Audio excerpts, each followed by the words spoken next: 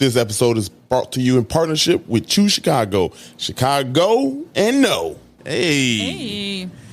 77 Flavors on location. Haven't said that in a long time. Oh my God. Because we always on location pretty much. She hates that, just so that you know, Wendy. She hates that. So throwback. But we are outside here in Hyde Park on 53rd Street. Yep. Probably one of the hardest places to find a parking spot. That's right. That's right. It's a beautiful day out here. This episode is not sponsored by Starbucks. However, don't look at that. But if they want to, we'll take the money. However, we not shying away from nothing. Yeah, we will take it. Wendy, we do trivia before we start, before we get everything going. Right. We do some trivia. I'm gonna see how much people know or whatever. This one might be a tough one for people. Let's hear it. Okay, but they should know, because if you listen to the first episode here in Hyde Park, I talked about this. Okay. Trivia for the day. What world's first happened in this community area on December 2nd, 1942? World's first? World's first. What world's first? 1942. Yeah, December 2nd. Yeah. Damn, that's me dropping shit. But what world's first? Anybody know? Well, aren't you gonna do the little music and then we come back? Yeah. The little blah music. You mean our intro? Yeah. Yeah, I'll play the intro. How's it go? Yeah. No, it's not. It doesn't. You'll hear it now. Yeah, you're gonna hear it in a second. Matter of fact, 77 Flavors of Chicago start right now.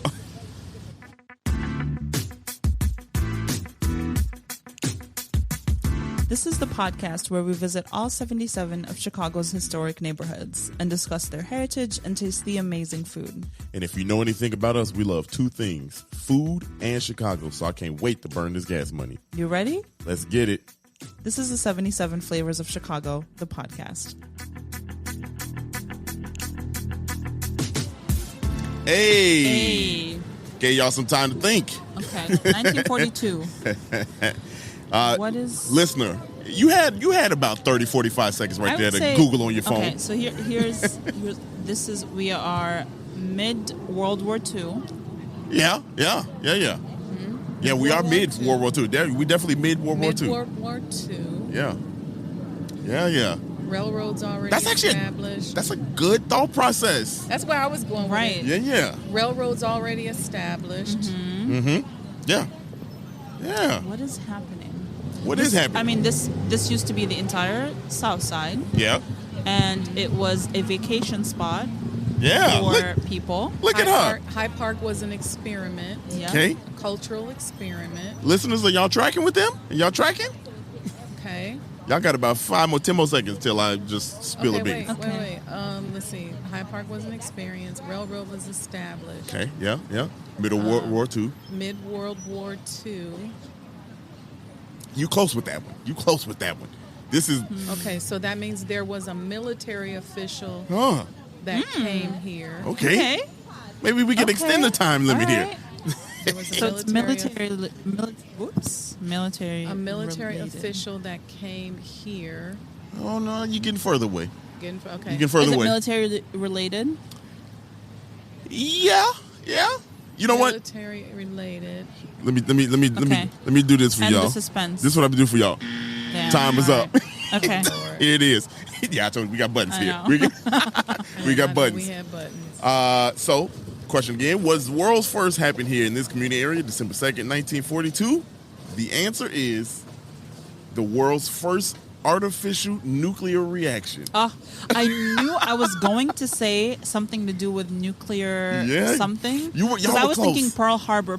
Like that's where my brain was going. That was the Cold War. That was that was World War II. But I'm thinking it had to do something with that. Yeah, you were close. And then it was buried like somewhere. Tell us more about that. I will. It is called the Chicago Pile 1. It was right here at UIC, and they did the world's first nuclear reaction here. Is it that the one that was buried? It is buried. They moved it from where it was because of the nuclear waste and hazardous materials. Right. And actually, it's not even here in Chicago anymore. They moved it to what's called Site A, and Plot M is the disposal site in the Red Gate Woods out near the Palos Forest Preserve. There you go, y'all. Wow. If anybody got that right I out feel there. like I should have gotten that one. You were close. Y'all were close. Yeah, the way y'all were thinking, I was like, when you said officials, I was like, close. My favorite. Where I was going with the officials, then I was going to say they did something here. In conjunction with UIC. That was my next. That was close. It was so close. We got some more fun. I got some more fun facts about that. But before we do all that, Dario. Oh, Sarah. And we are here with Wendy Muhammad, our guest for today. Y'all make some noise. Peace and blessings. There you go. Wendy, we met Wendy while working with Blacks in Green, which you'll find out more about very soon on an up-and-coming episode. And she's part of the Coalition for Black House Museums here in Chicago. That's right. Basically houses that should be represented by historical landmark status or some kind of recognition here in Chicago for significance in the Black community. That's right. Preservation. To properties that are represented by underrepresented communities, I should say. Right. There you go. And that's perfect. So I'll let you tell people who you are and what you do, and because your house, I tailored today's information. Yeah. Did you? To kind of build up to. Yeah. So don't quite tell what the house is, because I'm going to give you your moment. Yeah. So yes, I'm one of the founding members of the Coalition of Black House Museums. That was started as a collective effort or a collective response to an attack that we experienced by Alderman Sophia King. Call them out. Who now is running for mayor. Uh-oh. Hold on. You said we got a button for that, huh? Give me a button. Give me a button. Talk about that. And so we had a collective response as Black House Museums. And so we created the Black House Museums, the Coalition of Black House Museums, and we are about the preservation of properties that are significant to underrepresented communities like ours. Yeah. And so we're an organization, we're growing, and people are knowing about us, and so that's that part of it. Yeah. I got into this field a number of different ways, but my background is in business consulting and developing, and I'm a spiritualist. Yeah. I get paid for being me. That's the easiest way to make money. The goal. That's the goal. That's the goal. To be That's you. everyone's dream. Yeah. Very dope how we met. And again, I said for those of you that are listening out there, it normally is Sarah. Wow. This I feel like that was not necessary to mention. Just wait. Just There's threw more me under the bus. Baby shade. There's more shade on this. There's more shade on this podcast. No, but we met. We met through Blacks in Green, which again, y'all will hear about more. Fantastic what they're doing. We've worked with them for a long time now, so get used to that acronym.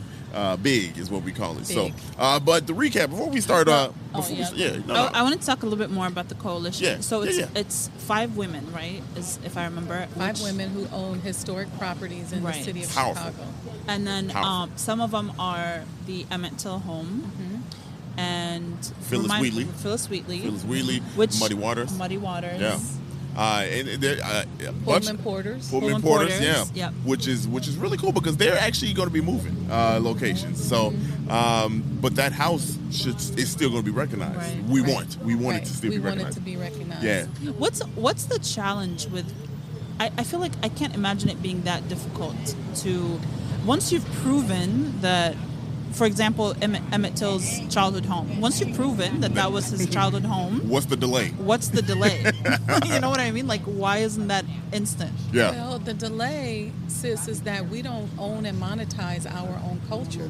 We don't own our own culture. Okay. We don't own the history. We don't own the transference of information about ourselves. Right. It's owned by people who don't look like us. Right. So this renaissance, this movement to take Chicago from being the vortex of violence to the center of this renaissance of cultural, I call it a cultural renaissance, is new. This is a new thing. It's a new emerging market of us owning and recognizing and monetizing our own history. And it's rare. And rarely do we actually own. See, in the broader community, the history is preserved by business people. That, Yeah. So the business people say, hey, this is historic, this means something to me, I'm going to use my own resources and my own dollars and that of my friends and family, and I'm going to invest in it. Yeah. In our communities, it's not that. We're all philanthropic, and we're looking for money, and we're looking for grants, but what that means is that we cede control. Right. Whether we believe it or not. But once somebody starts telling you, whoever controls the purse is who owns the property. Right. Yeah. And so basically what we're saying is Michael Jordan should come back, buy one of these houses, and make it a museum. Right. Michael Jordan should come back. Get on it.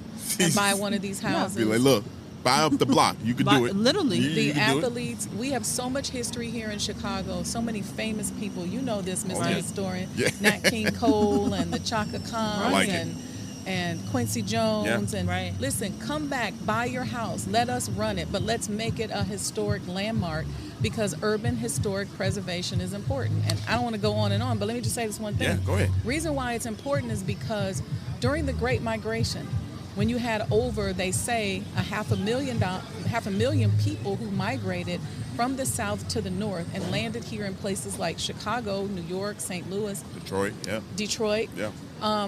That piece of history is almost becoming extinct. Right. Wow. Because they ran the highways through our communities. Right. See, we were redlined. We only could live in certain areas.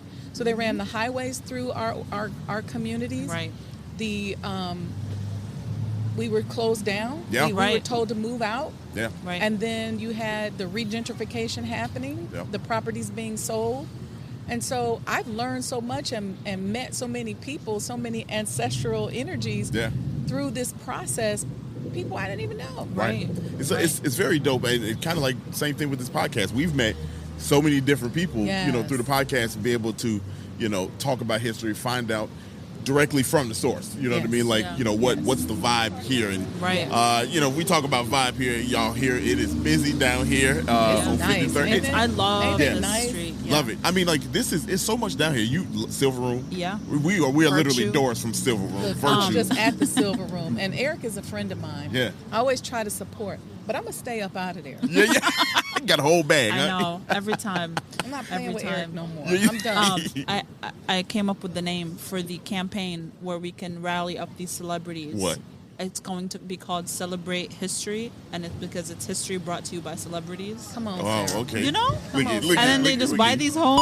Come on, Sarah. Give her another button. Another? Okay. All right, you get another one? Okay. All right. If there's any celebrity that listens to this, go ahead. You want in. Hey, we know they're listening. And you know what? Let's start with local celebrities. Right. Hey. So you got people like Chance the Rapper and Common and Lil Durk and Chief Keef and people out here doing something. Y'all help us. Tyree Hakeem and all that. Look, bring your dollars back and help us to preserve our history here in Chicago. It's time for us to tell our own story. Soundbite. Give me a button, please. Give you another one. We coin heavy this episode. All right, let's start learning. I'm ready. Hey, Wendy, before we start learning, this is how we get in tune. I don't know if you recognize this song, this melody. There we go. More you know. There you go. Yeah. Do you feel at peace with learning that? Do you feel ready? She said, I don't know, I feel something. Yep. There you go. There you go. We are ready. We are ready. Y'all, we are back in Hyde Park community area number 41, our second go round here. And I did this before. I was doing my research, and I feel like this was right at the beginning of when I started doing the boundaries. And I think I might have done the boundaries the first time because the old boundaries were so significant, because this used to be almost the entire South Side. Right. So I think this is the first time I'm officially doing the boundaries as part of the show. And you know what? This was far out. Yeah. Right. Oh, we will talk about it. We'll talk about it. Yeah. So the boundaries. To the north, we got East Hyde Park Boulevard. To the south, 60th Street. Did I say south? Yeah. To the east, Lake Michigan, and to the west, Cottage Grove. Now. To the east, there's something significant about that. In the east, we know that's the water, right? Right. And I'm gonna talk about that in a second, so keep that all in mind. But a recap for those that did not either remember or didn't listen to the first one, for some reason you are not tuned in. This was started by the University of, actually, this area was started by Paul Cornell, who was the cousin of the Cornell University founder, Ezra Cornell. He purchased Cornell Street down here. Yeah, right? yep. He purchased 300 acres of land, and like you were saying, he wanted to attract Chicagoans and business people to come to the area because this was a suburb and a getaway to Chicago because, circa 1871, before Chicago burned down, Chicago was small. It was small, so this was a distant land. This is an annex, but I got something else for you. Go talk to it. The lake shore came all the way out to here. That lake shore. Did I take it? No. Let me get you going. Let me get you going because that's coming up here. Oh, okay. That's coming. No. That's why you hear Wendy is right. Get my mic straight. No. I was gonna say, let her finish her sentence. Yeah, it's so funny because Sarah's like, he loves his facts. This is so dope when guests come on here and they actually know. You know what I'm saying? Like, and we all right here. I like that. But before we get there, we're gonna come back. Yeah. Oh, we're gonna come back to it. We have to. Because I got receipts. I got proof. She got receipts. Let's get it then. Hyde Park was a township. Still with the recap. Hyde Park was a township. Again, was pretty much the entire South Side, almost the entire South Side, what it is today. World's Fair, 1893, was held here. The University of Chicago. That's very significant. That's very significant because, for one reason, that is why we have community areas. Right. Is because of the University of Chicago. And it was actually started by John D. Rockefeller, who donated some money, as well as Marshall Field, who donated land. So we've mentioned Marshall Field several times on this podcast. That's because he was very significant other than the store. He was a mover and shaker here, So and John D. Rockefeller, y'all know that's a New Yorker, but like he was big on the education aspect, and he thought this was a good idea, so he said, "Go ahead, do it, and do that." And that's where Chicago Power 1, the world's first nuclear reaction, happened. So there's your recap. Also, there's a bunch of historic people we're going to talk about just a little bit here. Wendy is going to talk about another historical figure here. But new stuff, and I tailored this to you.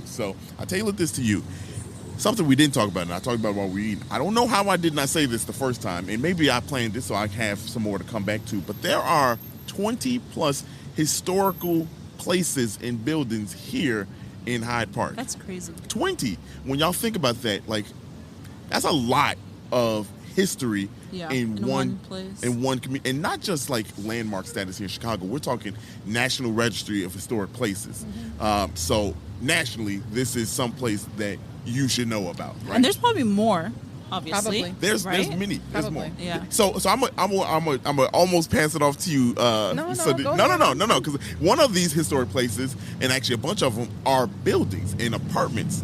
Okay, and one is the Chicago Beach Apartments, which is called Chicago Beach because, like Wendy was saying, the shoreline used to be right up, like at least a block and a half inland from where it is right now. So when you talk about like that building was significant because it was built by a black guy who was a very, very good architect. And this was one of his first buildings that he created that actually took him kind of like over the top. And it's one of the first buildings that had a skeleton frame. So a skeleton frame is where you kind of see the framework on the outside of the building. That's right. So, but to your point, you want to tell them more about where the shoreline used to be here? So, I had heard that, and just a little spoiler alert, as an owner of the Honorable Elijah Muhammad House, now listed on the National Historic Registry. Can I have a button? Oh, yeah. Oh, I was doing it. I was there. When we decided to renovate the basement, we lowered the floor by 18 inches. And when we dug down, guess what was underneath there? Talk to us. Sand. Yeah. Wow. So the house, that neighborhood sits on sand, which means that the shoreline had to come out pretty far. Wow. Yes. Go ahead. How? Right. Landfill. I mean, like landfill. This man-made dam that's pushing it back. Oh, Yeah. okay. So we also think about that because, Chicago we love Chicago, right? We love Chicago. It's the greatest city in the world. Love Chicago. Love Chicago. Love it. But what people don't really talk about is like, the Nile River runs reverse, right? You know what I mean? Like, and that's a feat in itself, right? Correct. You know what I mean? That people Correct. are like, how the hell does that happen? Correct. Right. Chicago manufactured a river to go the opposite direction. All right. I'll tell you something else. Chicago is one of the places where one of the 3 ley lines all intersect, and we are directly longitudinally connected to Chichen Itza, Mexico. Oh, Oh, wow. And that one ley line, Feel good, don't it? that one ley line goes along the shoreline of Lakeshore Drive. Now, what's interesting is that we're not talking about the man-made shoreline. Right. We're talking about the original shoreline, which ran through Hyde Park. Yeah. Wow. Look at, hey, I'm telling you. That's why you feel the energy Right. Yeah. That's that we talked dope. about earlier. That's so dope. That's so dope. I know I say this all the time. You got but I literally goosebumps. have Yeah. goosebumps. That's dope though, man. A lot of people don't realize that. Oh, I Wow. see him. Yeah. Yeah, they real. That's it. Y'all can catch it in 4K. Right. Y'all, if you look at it on YouTube. Wow. So I knew I was like, I'm coming in. I'm glad you said that. That's really dope. But to me, when I read that, I was like, there's 20 places, and we were talking maybe 14 or 15 of those are actual buildings here in Hyde Park, and you can see them. We see them in plain sight. Like, Tell us some of them. I don't have the names right now because I didn't write them out down because I got something Do else. you? I got Do you know some? No, I just know I know the beach, the Chicago Beach building. Yep. That's the only one I know. There's several apartments. There's another one, the Roby House, that is over there by UIC on the campus. There's the house that Frank Lloyd Wright actually built. It's very modern. Again, also there in UIC. It's on Woodlawn, and then this whole Kenwood district is a historic. It's historic. The whole Kenwood. So with that, reason why I say all that stuff first is because there's a bunch of different places and buildings, and Chicago is big on buildings. And I'm gonna give you a World's Fair family tree. All right. Okay. It is pretty, I'm and it loving involves significant Chicago landmarks. Okay.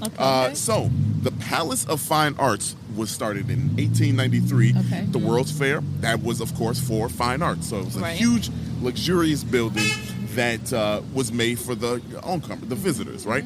That turned into the Field Museum. Right. That turned into the Field Museum a year later after the World's Fair. The Field Museum, almost 30 years later, it moved to the location that it is now. The Field Museum in its original form turned into the Museum of Science and Industry. Oh, I didn't know that. Field Museum as in Marshall Field? Yes. So, so it started in 1933 is when the Museum of Science and Industry actually started and was a part of it. So, pretty cool. That little tree, family tree, here in Chicago, all came from the World's Fair, which was right here, Jackson Park and Hyde Park. Pretty cool. Yeah. So next time you see, and again, it's reconstructed, you know what I mean? Like if you go inside the Museum of Science and Industry, which is a huge generator for tourism here in Chicago, especially here in Hyde Park too. Next time you go in there, you are in, basically the Palace of Fine Arts. That's crazy. I wonder what it looked like on the inside. Yeah, You probably can find pictures of it. You probably can. I'm thinking. I'm gonna look it up because I know the public library has archived photos of a lot of things that happened throughout the history of the city. Yeah. But I feel like they might have something on that. Yeah, I'm sure. And by the time we get this, I'll have a picture. We can post it in there. If you're watching, we'll post it up. Okay. There you go. All right. But I thought that was really cool to kind of do a really little tree. cool. I say all that to say this. One of the other pretty cool things that I know I personally, as a Chicagoan here, have seen it many times, and I don't pay attention to it enough. Inside of the Museum of Science and Industry, another landmark inside of that is the German submarine U-505. Oh, yeah. Yes, Yeah. and I've seen it many times. I didn't know that was its own landmark. Not only is it a landmark, but it's also National Register of Historic Places. I always think, how did they get that in there? Yeah, so I got some information on it. Oh, okay. So, Let me guess. They took it apart and put it back together. They did, but what they did was the first location that it was at, the humidity and the weather conditions were going to deteriorate it, right? And not have it be original. Also, when they took the boat, they had the submarine. The submarine had all the things inside of it from when they was captured. To the point they actually found one of the captains or crew members' binoculars on the inside. I thought the actual person. No, I was like, oh my god. Person, that would be weird. That would be a dope story. But yeah, they found his binoculars and they gave him his binoculars back. So they moved it to where it is now, and they also talked to the original manufacturer of the U-505 to replace all the parts in this so that it's back to its almost original form as close as they possibly could be. Wow. Yeah. So the other thing is it was captured, so some stats on it. It was captured by the United States June 4th, 1944. So 11 years after it arrived, after the museum science industry was started. Wow. It was donated to the museum 10 years after that in 1954. And then it's one of the 4 German World War II boats that survived. Yeah, so pretty cool. And in 1989, it was added to both the National Register of Historic Places and the National Historic Landmark status. So pretty cool history. So next time you come here in Chicago and you are in also another fun fact, something I talked about before, I'm just going to keep on saying this. The Zephyr, the train that you first see, it's like the only free exhibit you can see walking up in there. Right. That train arrived in the Second World's Fair, which is 1933. And at 1933, coincidentally, that's when the museum started. They didn't start because of each other. You know what I mean? So it wasn't like the museum was started because of the Second World's Fair. It just happened to be a coincidence. So a lot of history right here in Hyde Park. One more building you said it is the Honorable Elijah Muhammad House, which I don't know if you told anybody yet or anybody publicly can see it, but like you said, it's got national landmark status. Yes. National landmark status as of what date? Because this is before that. As of March 22nd, 2022. Hey, what's going on? So, and you get your plaque. Hopefully, inshallah, we get it soon. you get the plaque soon. So speed up the process. Yeah, yeah. It's called a landmark marker. Landmark marker. Or a historical marker. Perfect. Now, tell us about the Honorable Elijah Muhammad and the house and the why, street that it's and the street that is on. Yeah. All of that. All of that. Yeah, because the street is dope, y'all. Yes. It is. So the Honorable Elijah Muhammad House the address is 48. Where's the camera? 4847. And you'll see it right Let here. them know. South Woodlawn Avenue. It's in the historic Kenwood district. Okay. And the Honorable Elijah Muhammad is the eternal leader of the Nation of Islam. And through his work, he helped to establish Islam in America as we know it and gave us our freedom as Muslims because of his sacrifices, because of his steadfastness, because of over 44 years of just really pushing that narrative. And we can talk a little bit about that later. His home that he purchased and lived in from 1952 to 1972 is the home we're talking about.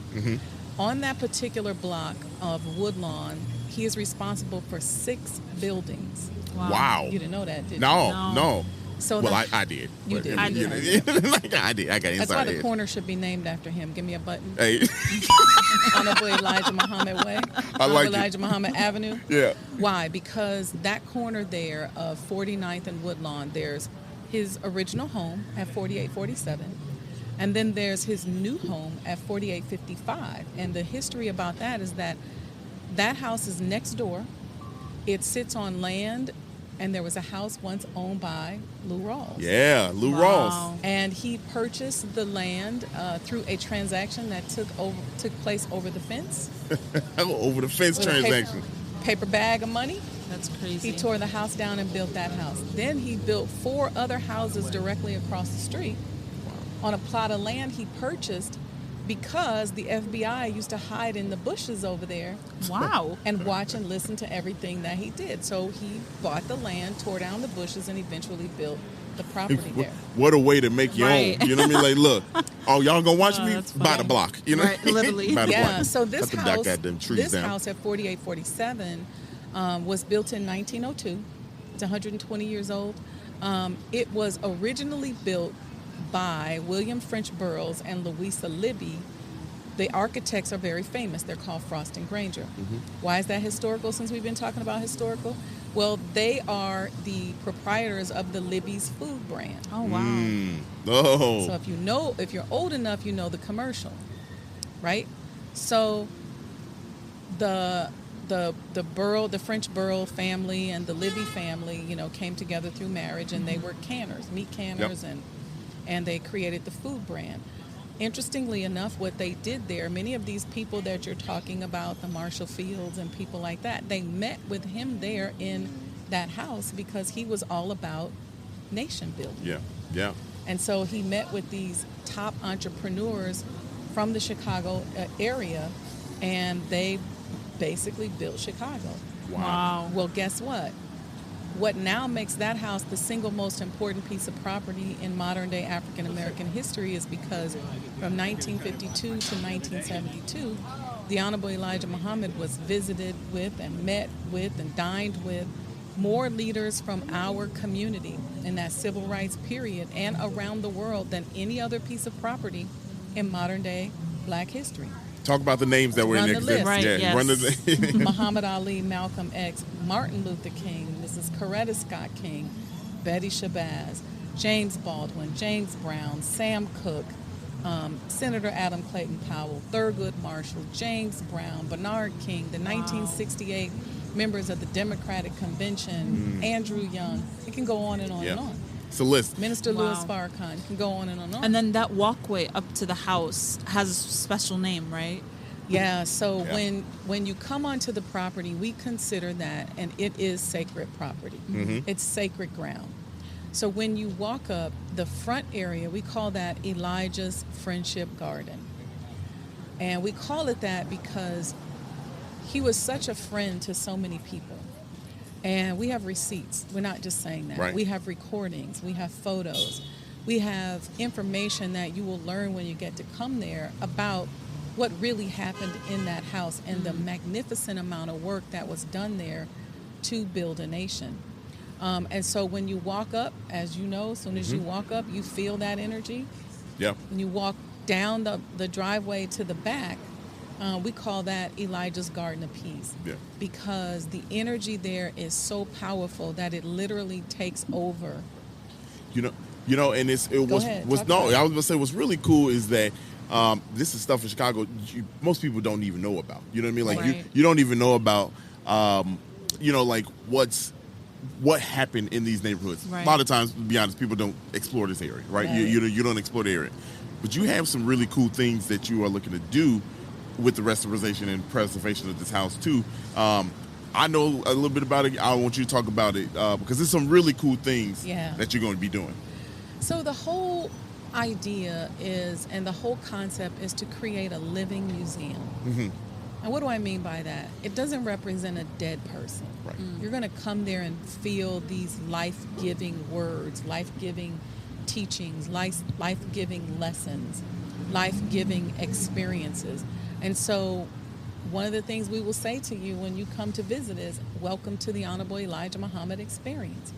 Because what you're going to experience is something that's different from the press, Right. something different from the media PR campaign. You're going to get to experience it as told by people who know and love him, which is a rarity in our community. And some of the cool things, we're working on virtual and in-person tours. That's so dope. I love that. Yeah. So in-person tours, which is going to be cool, which is a whole nother experience, right? Yeah. Where we'll take the first floor and make it look the way it looked in the 1960s when he lived there. That's amazing. Using what we call He Lives technology inside, which is 3D augmented reality technology, so that you can literally see where these meetings take place. Wow. So we're preserving the 120-year-old architecture, which is about 90% intact. But what we're doing is we're telling the story with technology. Right. So we're bringing that technology in. Right. Mapping the house so that you can log on online and take virtual tours. That's so dope. That's so dope. You also the detail to the outside. Yeah.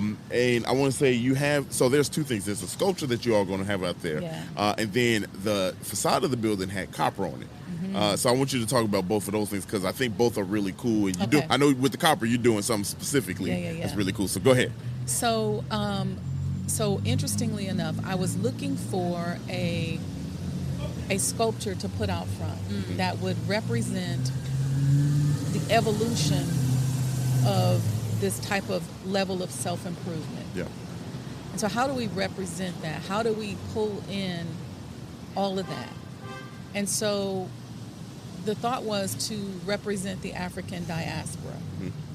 And so do you all know Maxwell MK's? I don't know. Maybe I do. If Demand I saw Justice? Mm-hmm. Yeah. So working with a curator, I was introduced to Maxwell MK's. Maxwell got the concept. He created this statue called the Cracked Atom. Mm-hmm. We have lessons in the Nation of Islam, things that we learn and study and memorize. And one is a lesson called, I call it the Cracked Atom. It's in the book called The Supreme Wisdom. Mm. The lesson is Mr. Muhammad cracked one atom into 10 million parts. Mm. The idea of the cracking of the atom is, in short, cracking the brain so that as we are moving through life, we're communicating with the Creator, with the universe, we're on one wavelength. We're going to do a whole thought pattern and a whole teaching around that. But these are 7 members of the African diaspora who are all touching that cracked atom. And they're actually holding a briefcase. Mm-hmm. Because through the establishment of trade and commerce, they will help to establish Islam in America. Because the trade and commerce is how they do it, taking a play from, the history that we know from Prophet Muhammad, peace be upon him. So then this statue is so incredible. When we started to get the pieces in, they looked like people. They came alive. Yeah. Because Maxwell did such a great job at studying facial structures and making them look real and creating the uniforms and the outfits. So we decided to make them superheroes. There you go. We said they all 7 they should be. Have superpowers. I love that. And they're all normal people from throughout the African diaspora who discover their superpower. Wow. Showing all of us that we have a superpower. Yeah. And we can use that superpower if we all tap into this cracked atom, to this knowledge, this wisdom, and unite. Right. We can change the world. Right. Talk that talk. And so Coin. together, they're on these adventures. Yeah. Throughout the universe. Oh, you should have an artist write a comic book series about them. There we go. Yeah. So we already wrote boom script. Oh, I love that. For a movie. Oh, for a movie. Wow. Oh, wow. An animated movie. And so we'll have a spinoff, which will be the series and the comic. That's before you even get inside the house. Well, yeah, I'm about to say. Right. You ain't even we ain't talked about the windows. We ain't talked about the brick. Yeah. We haven't talked about the pavers, but we can talk about the copper. Yes. That's perfect. So the house was made and designed by Frost & Granger through the direction of Miss Louisa Libby to have spiritual elements. Yeah. So there's limestone, there's copper, and she did a lot of things with different types of wood because she wanted a spiritual place for her and her husband and his friends to meet and be productive. Right. She wanted them to be able to tune in. She wanted them to be able to connect with one another. She wanted them to be able to access high levels of intuition. And so one of the key things is the combination of the limestone and the design and the copper. Well, one day I was blessed to have a conversation with the Honorable Minister Louis Farrakhan, who is 100% supportive of the project. He's definitely my spiritual father and superior leader of just all things life in and of itself. He said to me that he was walking up the driveway, check out this history, with the Honorable Elijah Muhammad, and the Honorable Elijah Muhammad pointed to a tree. And he said, when they find out who I am, they're going to rip the bark off the trees. And I said, well, okay, we know who you are, so we're going to start ripping. So Yeah. I said, we're not throwing anything away. So old windows, we still have them. You'll be able to donate wow. and buy them with a Wow. little plaque. Yeah. The copper, I was inspired to come up with the idea to create coins. So we took the old copper off the building, found a foundry. Took me 3 months to find a foundry to do this, because Yeah. most people will make coins for you, but they ain't going to take your old 120-year-old Right. And Yeah. remake it, you know, And like, and melt it. we ain't got time for Right. that. And so with that, to raise money, we created these commemorative coins. Hey. Okay. Yeah. Let me Oh see. wow. I'm gonna get a close up so everybody else can see. Yeah, That's get a really close dope. up. That's We That's got some created weight these- to it too. Yeah, Right, it's yeah. 35 millimeters. It's 1 ounce of copper. Wow. We have some graded coins, and we have some here that are pendants. Okay. And it's just these types of things that we're doing to show and demonstrate to the world that our history is sacred. Yeah. Right. From taking old mantles and mirrors that we found and creating murals and benches out of them. And I really want to be the vanguard of the spiritual sacredness of our historic places. So again, yes, Michael Jordan, let's buy up these places and let's create Yeah. these sacred Yeah. spaces Come on, Jordan. that Right. represent our people. Right. And so at this house, you know, we're going to make the first floor look the way it looked in the 60s when you had all those people there. Second floor will be an exhibit on the nation's business, or the $100 million empire, which was like a template Right. that was created in an economic condition very similar to where we are now, to show you that it will work. Yep. And then the key thing that's interesting, we know we can't accommodate the millions of people that want to come. So we're going to do this kind of stuff. There you go. Because we live in a world today where, look, we just turned the sidewalk into a studio. We sure Right. did. Yeah, Literally. we sure did. We had somebody right here trying to jump in the podcast. Okay? So we're going to record conversations Right. Yeah. like this, Yeah. where we listen to some of those tapes and talk about what were they dealing with Right. police brutality. Right. What was the conversation? How were their reactions? I and- think also what's, sorry to interrupt you, No, but it's okay. I think what's really important is that there's so many narratives as to what happened and who was on whose side and who did what. And I feel like one point is that this house is important regardless of what narrative means the most to you or what you were taught. Like speaking from the outside, obviously, looking at it, I think the house No, is Sarah, important. you are inside. Hey. Don't even play that. Yeah. I know, but it's different because I didn't grow up. It's not my own personal history, let's say. So I don't want to come off as speaking on it that way. But I think it's important. The house is important regardless of what narrative is the listener right now was taught, right? Because there's multiple sides to every story, especially stories as complex as that time period. I think, like, who am I to say what happened? That's not our place. I feel like our place is to kind of preserve these historical homes and to acknowledge that they are important regardless of, I guess, what history Regardless is. of Right. what Yeah. your opinion Right, is right. of right. the history. Yeah. And yeah, that- because powerful people walked through these halls and that's basically what I was saying. Yeah. And who is anybody to say? And that's why I think it's so beautiful that we have spent a certain amount of time. We have real archives. Right. We have recordings. We have videos.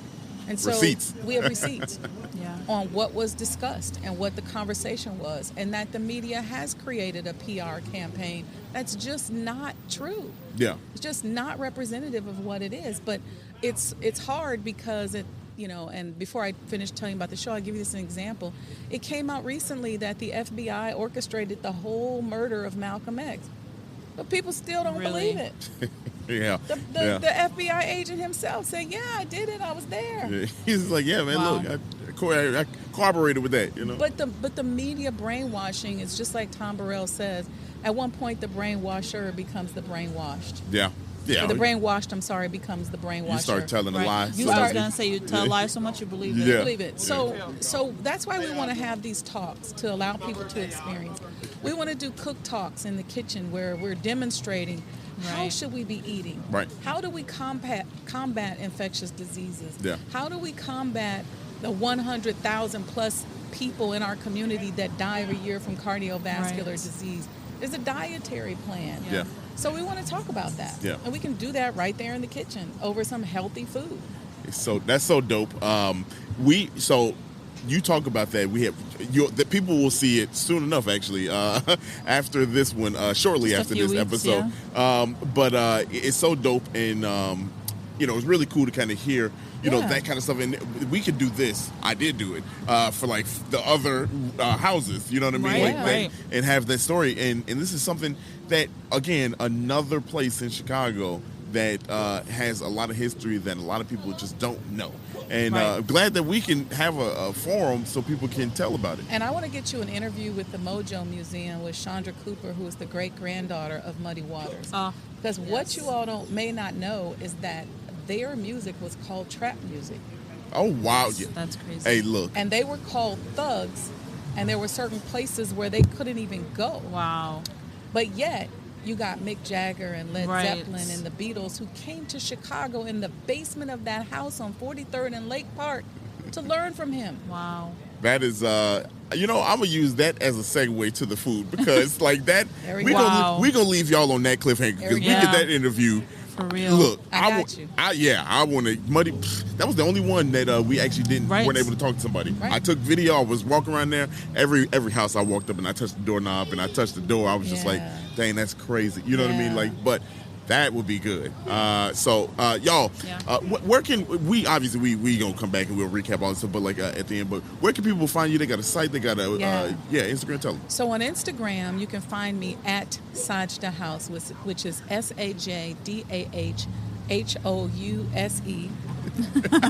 And if you want to buy one of these commemorative Elijah coins, all you have to do is go to sajdahouse.com. There you go. SAJDAHHOUSE.com. And that goes to support the preservation and restoration of this house. So y'all doing a good thing if you go ahead and support. Yes. We went to another historic place with a very, very legendary figure here from Hyde Park. We're going to talk about it after the break, y'all. 77 Flavors.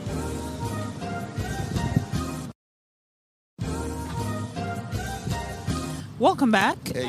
Oh, wow, this cord wants me to fail. That cord, we need to change that damn cord. We need to just throw it out. Yeah, we do. Welcome back to the food portion of this episode. This portion is brought to you in collaboration with Choose Chicago. Hey. Everybody got a coin this episode.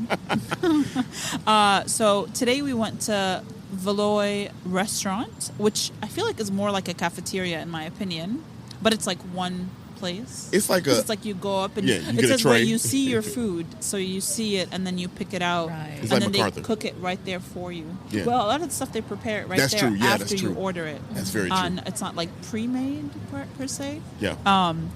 But yeah, it's for people that don't know.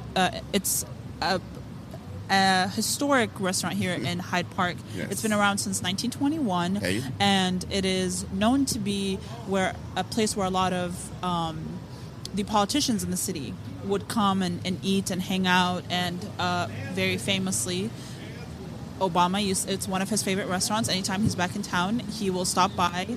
They have an entire menu that is Obama's favorites. Smack too. You got a list. You got a list. You got a list. He really does. This one right here. Right, I know.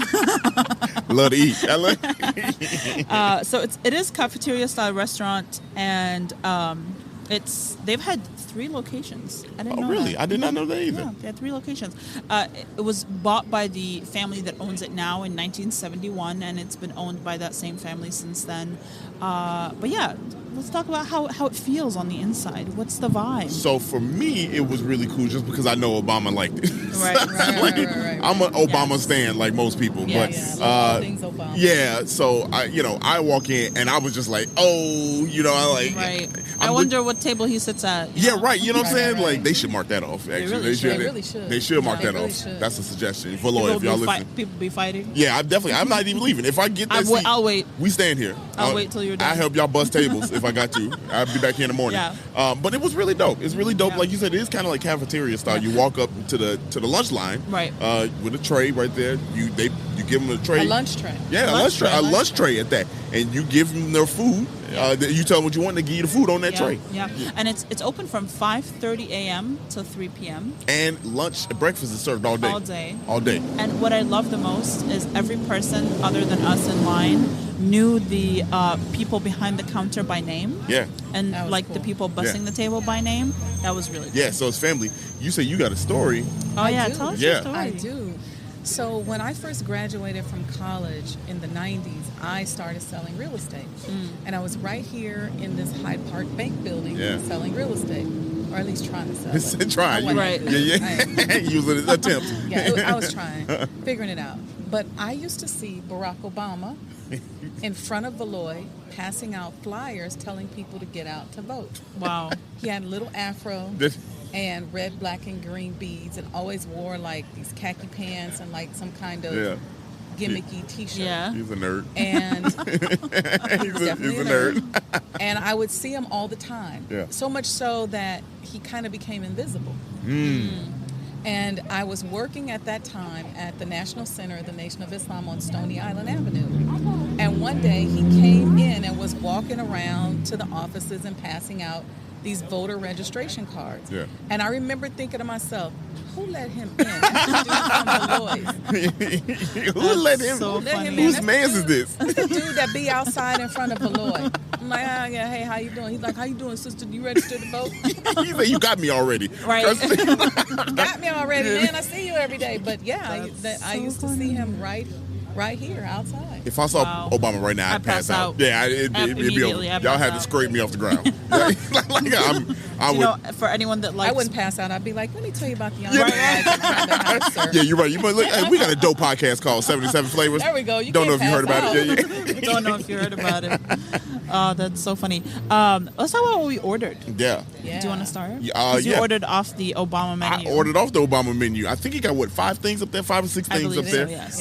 That you can order from. I got number 1 because if that's his number 1 favorite, of course I want to be like him. So, which was the New York strip steak with egg, sausage, hash brown, really dope. So about the steak.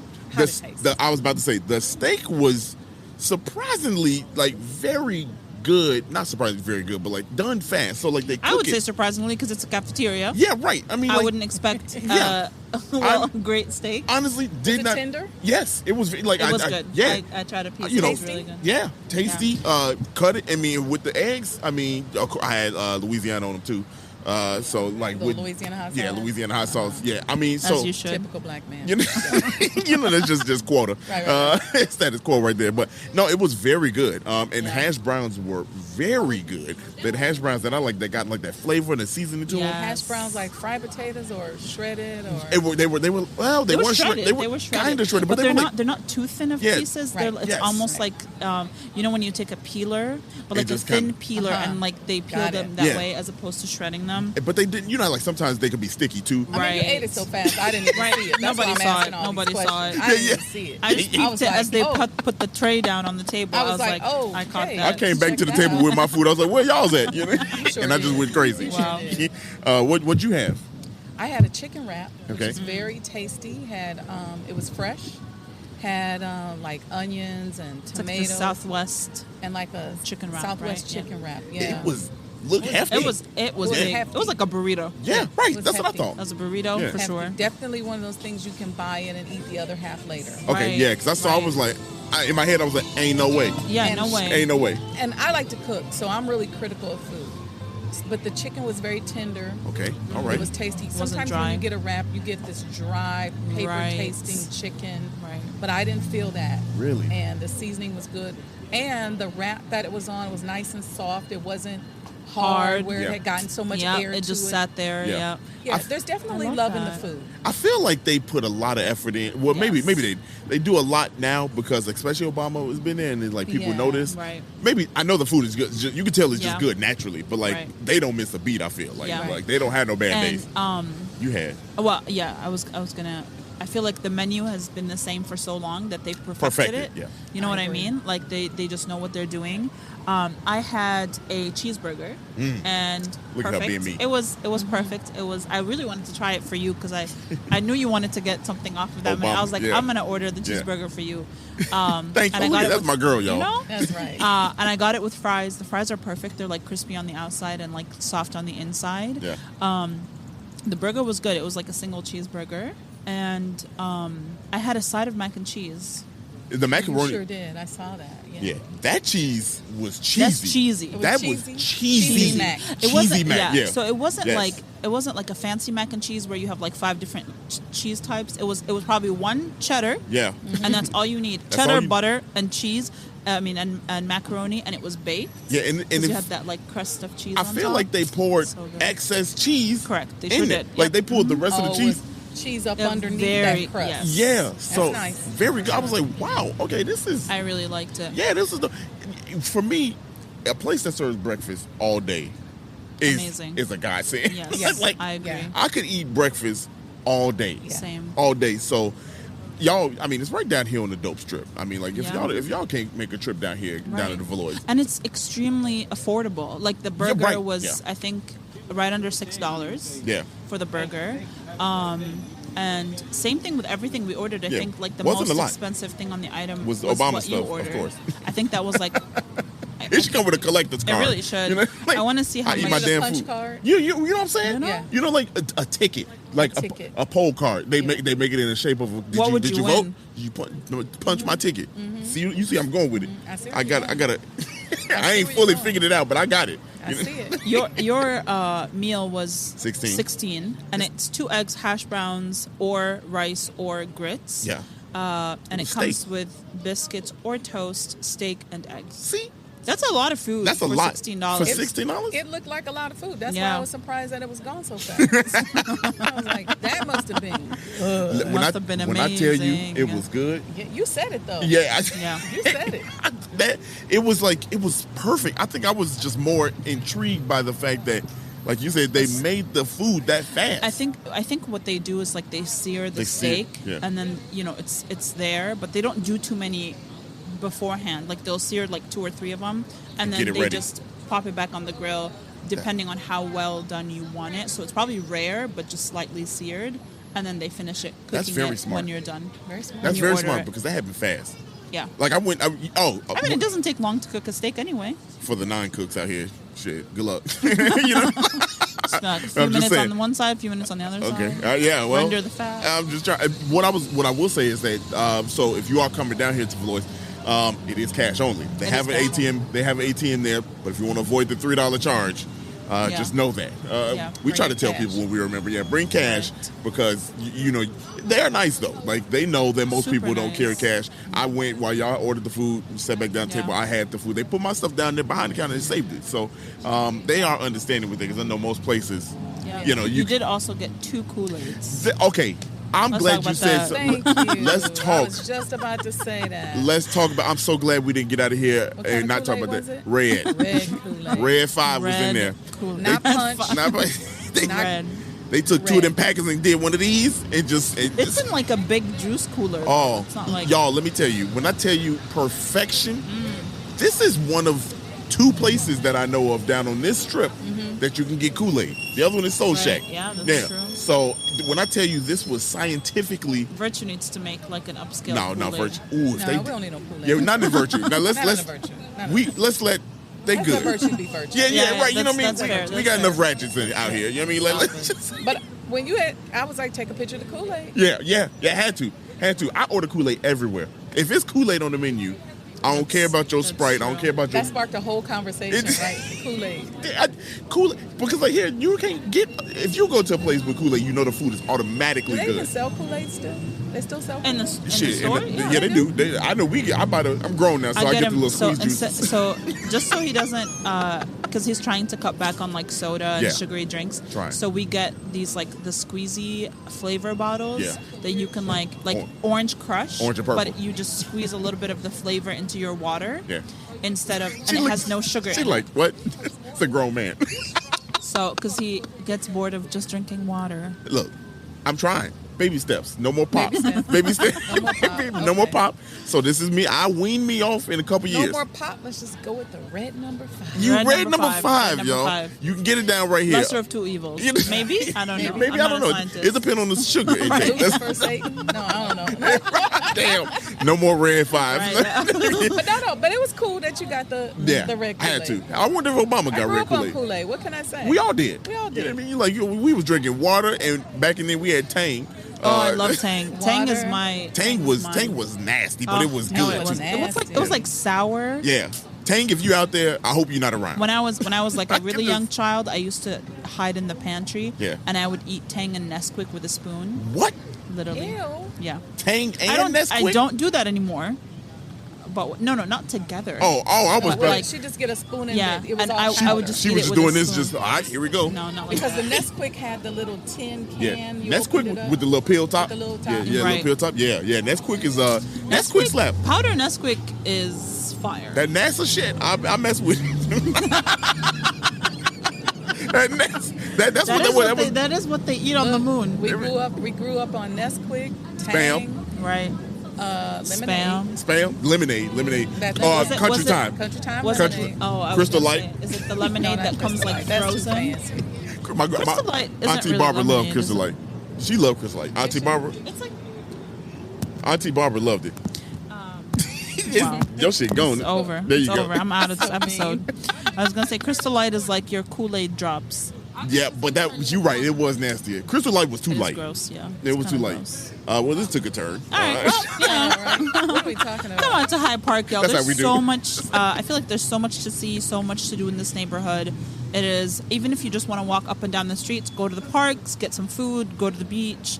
There's just so much. It's like one of my favorite neighborhoods. This could not be a more perfect day, to be yeah, honest. it's beautiful It's out. absolutely beautiful. Yeah. Yeah. It to me, it like it is, and I like the traffic in the background. If you can hear the traffic right here. I love Chicago vibes. Yes, this feels like a Chicago vibe. I Quintessential love- Chicago vibes out Yeah. here. Yeah. Yeah. I mean, like we're right here. Actually, inside the building that we're in front of, there's so much going on. I just worked with Dion Dawson, who's Inglewood's son. Okay. Worked with him. We filmed something with the students in here that are from the the Obama Obama Foundation Job Nice. Corps. So really cool. That's right here in this building. So we talk about Wow. Obama. There's so much history here, and of course, we said it last time, but the in Jackson Park is where the Obama Foundation Presidential Library is going to be. So All we need is a car to pull up playing some house music. Yeah. we real. came close. Dun, dun, dun. If we did that, that'd be a Right. perfect. That's all we need. Yeah, that's it. Perfect ending. That'd be perfect. But Wendy, thank you so much for Thank you. doing this Thank you podcast. for having me. This was fun. Yeah, it was really so great to was. hear about it. Actually, see you again. This is our Yeah. third time, Yeah. talking. So it's really dope to kind of do it. We got many more times coming. Absolutely. For sure. You gonna get your plaque. We ain't gonna be here. We ain't gonna That's tell people. all right. We'll come back and see it when it's. We gonna come up. back and see it. You get to see it. Man. Sure. And we have plenty of more things to come. Absolutely. Because that house is a whole world. Yeah. Yes, yeah. And so as we unveil the whole world that is that house, you guys will be right there. Let's We're get so it. excited. I want a signed copy of the movie. I want that. Yes, please. I want the movie there. Yes, Yes. please. Like now I'm done. Now you're done. All right. Well, if you like this episode, send it to someone you like. Share with them the history that you learned today. It was one of my favorite episodes. Yeah, You learned so much. for sure. If you didn't like this episode, try again next week. I don't know. Try again Try next week. next week, yeah. Hey, what she's saying is we don't care. Thank y'all, man. Appreciate it. We out.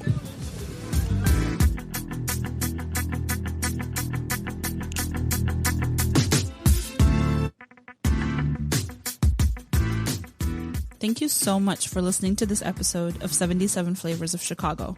We look forward to having you again next Monday. So make sure you look out for us on any platform where you can listen to a podcast. Make sure you rate, subscribe, and do all the things. And we'll see you next Monday.